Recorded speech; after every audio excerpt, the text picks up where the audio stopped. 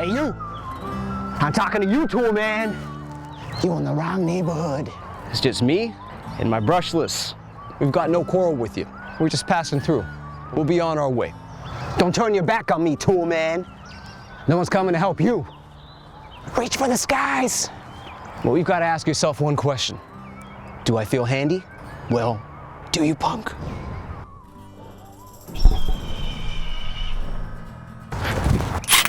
Oh, that's not busting torque. That's a damn fine impact wrench. In this video, we review the Milwaukee M18 Fuel Mid-Torque Impact Wrench. Let me guess, you're watching this video because you have a really seized rusted bolt that won't come off no matter how much PB Blaster you soak it with. I've owned the Milwaukee Mid-Torque Impact Wrench for 2 years and we're going to discuss it. Okay? Okay. But first, let's set the record straight here. This is the M18 Fuel Mid-Torque version.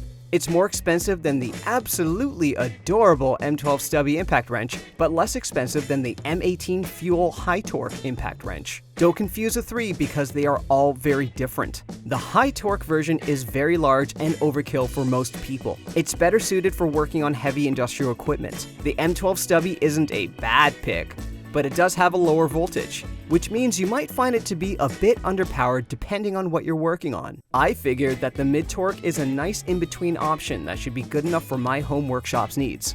With that out of the way, onto the impact wrench.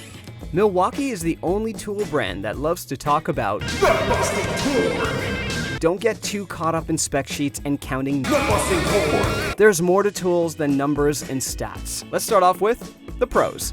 The Milwaukee M18 Fuel Mid-Torque's ergonomics are terrific. The Mid-Torque is molded to fit very nicely in the hand, and it even has a hip clip if you want to loop it onto your belt like you're a Wild West saloon cowboy. Nice! The Mid-Torque also has 3 modes of drive control, so it's very versatile. Personally, I find the second setting to be enough for most jobs, from wheel lug nuts to seized strut bolts. The third and highest setting is startlingly strong, and I have yet to find a use for it, but it's a good capability to have. You just never know when you might need the higher torque. The Mid-Torque also has incredible efficient battery life. To demonstrate this, I popped in my brand new XC 5.0 battery, set the Mid-Torque to its highest setting, and zip-tied the trigger down and ran that sucker until its battery died. I didn't want to risk burning out its motor, so I released the trigger once it became more than obvious that its battery life is amazing. Even after 30 minutes, it only used 25% of the battery. Plenty of battery life to spare after running non-stop for 30 minutes. The Mid-Torque is also tough and durable. It sits in my uninsulated garage all year round and runs without issue even when I use it in the dead of winter. And our temperatures in Ontario get cold, as low as minus 26 degrees Celsius. I've even used the Mid-Torque during heat waves and it performs just as nicely.